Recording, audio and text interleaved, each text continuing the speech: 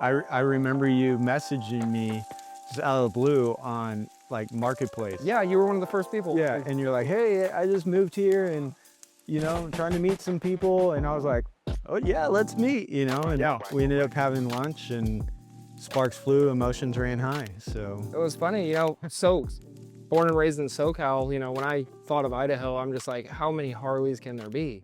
And my dad just kept telling me like, man, there's so many Harleys up here. Like, you'll have a business, you'll have a clientele base. And we came to visit once and I saw enough bikes to, at least be like, yeah, well, might be difficult, but this pace of life, I might be able to reestablish my shop here. yeah, yeah. What got you into motorcycles, man? Like how did you get into bikes? Honestly, what got me into bikes was probably my grandfather. He always had a 89 Springer that he was just sitting there polishing, and it was chrome, Springer front end, Nice. old school flame paint job, big apes, and I just drooled over that bike, but never got to touch it, never got to sit on it. He was very much his. But I got to inherit that bike, and that kind of what got me into it. As the fact I didn't have any money to fix it, and figured, well, I'll just go to school and learn how. Nice, nice. Where'd you go to school? I went to MMI in Phoenix. Oh, nice. Cool, cool.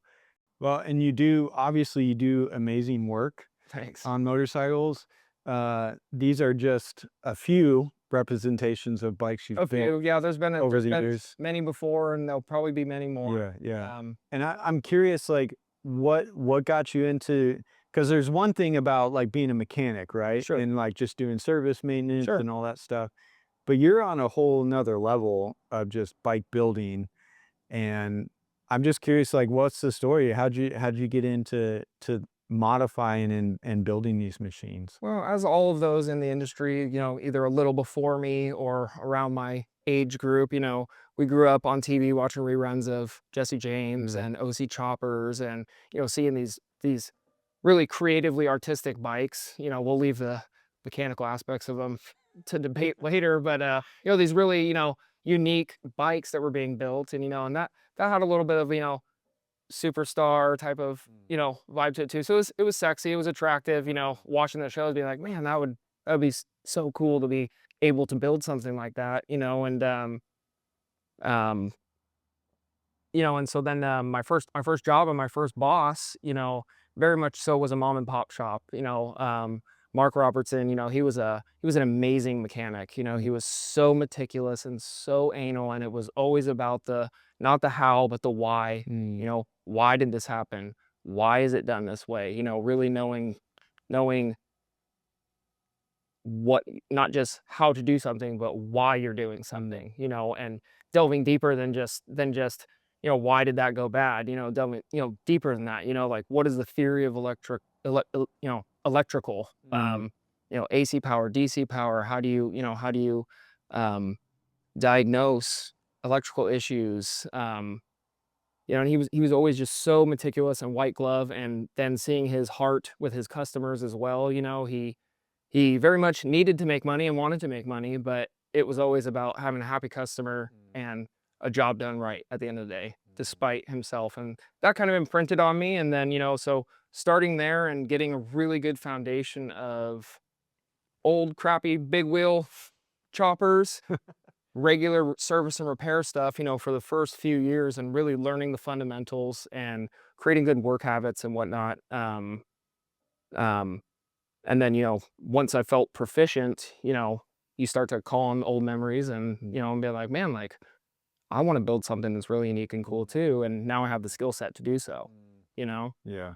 Yeah. And then you end up learning that everything you learn about, OEM bikes and service and repair is not applicable to the myriad of aftermarket intricacies Mm. and fitment issues and Yeah. whatnot. Yeah.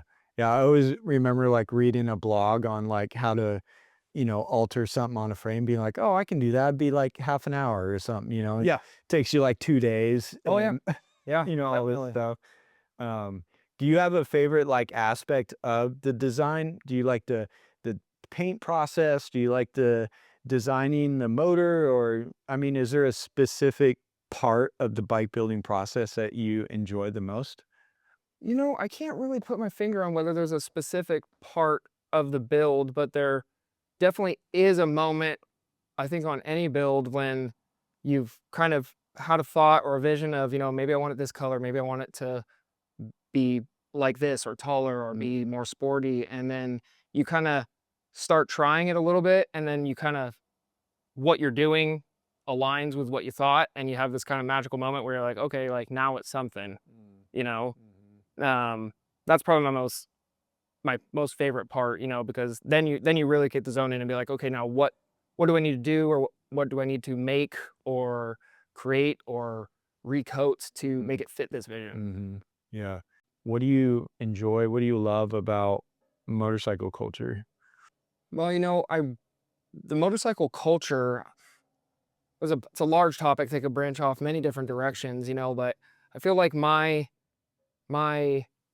exposure to and part in the motorcycle industry and culture is a little bit different than most people's, and I think only someone that, owns a shop and spends 6 out of 7 days a week, 12 hours a day on the phone with customers, in person with customers, traveling to shows, writing work orders, actually doing the work on the Mm, bikes, you're so immersed in it that it really does just become you. Like you don't mm, your friends group is motorcycle culture. mm. Your work is motorcycle culture. And then unfortunately when it's your passion and like what you enjoy, that's your hobby as well. So there's really it's all encompassing and there's no escape. Yeah. But Fu it's also awesome, like some of the best people I've ever met have been through the motorcycle Mhm, industry. Um, the good parts of the motorcycle culture you know, are very got your back, and the mm, brotherhood with your friends. It's mm. a camaraderie that, I think is pretty unique and can only be found through certain avenues, Yeah. and Yeah, for sure. motorcycling is definitely one of the main ones that you can really get that sense of belonging with Mm. another group of people. Mhm. Yeah, that's so true. Well, I was thinking, when you bought a boat, it was like last year. Mhm. It was like that's your attempt to not be in the So I motorcycle. used it 2 times. I still own it. Yeah. It's not here, I don't know where it is, but I do own it. It's so awesome. Well, being a shop owner, here in Caldwell, right? Yeah, Is it called Caldwell. you're Caldwell? Mhm. Um, I'd love for you to share, like, what some of your, aspirations as a shop? Like, what are some of your desires and like, what's your mission here? So people know like, oh, RJ's is about this, how would you answer that? I think that's shifted through my whole career, I started out as a mom and pop shop, that was Mm, kind of what I was taught and what I was used to, and so that's what I went back to immediately when I did eventually go out on my own, years and years ago, um, and that's great. My heart's always there, my heart is always doing honest work the right way, um, and helping people get their bike either up to snuff or looking the way that they imagined it, mhm, Um, and so that's always gonna be one of my goals and one of my focuses, but, as I grow as a builder and grow as a designer and reach out into other parts of the industry, through manufacturing and marketing and all kinds of stuff, that picture is shifting as well, and, I already spend nearly every waking moment in the industry, so I don't know, it's tough. mhm, It's tough to know exactly where I wanna go right now, mm, Half the time I wanna open 2 more shops and in multiple states and mm, have 20 lifts running, yeah, and step into more of a management position, and the other part of me wants to just cater to a select clientele mm, that appreciate the level of work and the level of just the amount of knowledge that I have, um, when it comes to the aftermarket world and yeah, I know how to spend a lot of money and I know how to spend a little money and have both of the bikes be able to stand next to each other at a show and look like they belong together, yeah, like from using cheap or refurbished parts and recoating and just putting them on a bike, the right way, the right combo, the right stance. There's a lot of different things that can be played with when building a bike to um to make it look whole, yeah, make it look like one yeah, cohesive picture. yeah, Um,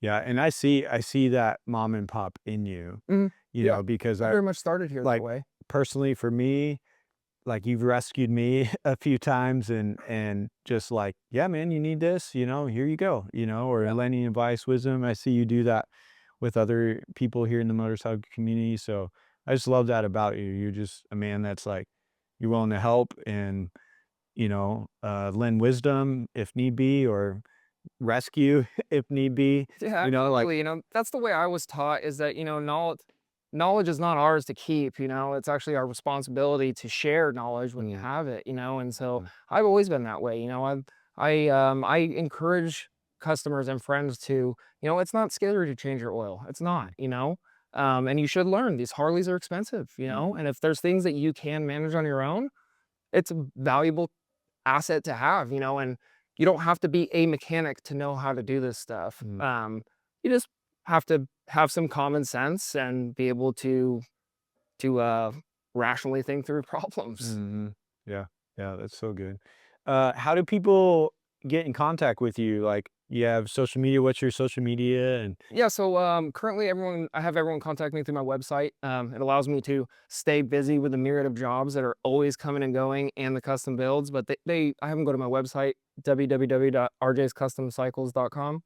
And, there's a customer submission form there, and then I get back to them just as soon as I can. yeah, yeah, that's cool. Anything else you'd like to share or say? No, I think that's it. It's good, man. Well, thanks for making time Absolutely. to do the interview. Thanks for coming down. Yeah, for sure. Just honored to be able to sit down with you and talk about your machine. So you do amazing work, and that'll do it for this episode. Awesome. So, peace out. Thanks.